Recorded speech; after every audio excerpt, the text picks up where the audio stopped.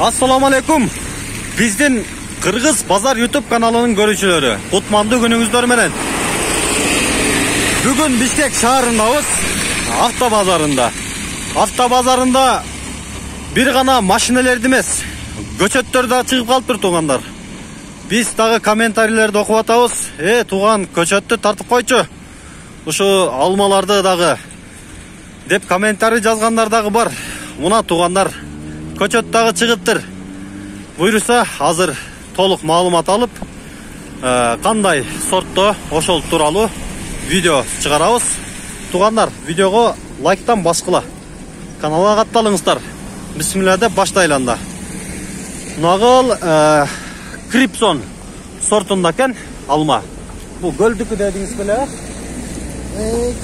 Гөлдө көбө кишеткен ушундай. Кийинкиси голден, мунаганысы жазгы алма дейт. Бул кызыл перевоз экен туугандар.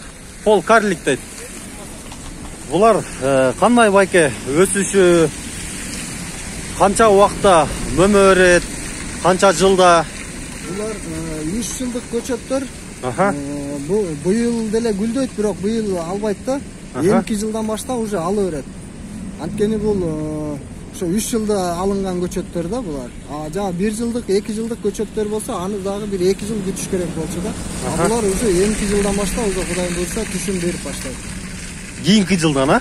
Кийинки жыл 2023төн баштап мөмө берет, үстө, Мунагы Крипсон бардык ошондой, 1 жылдан кийин, бардык. Төртөө тең.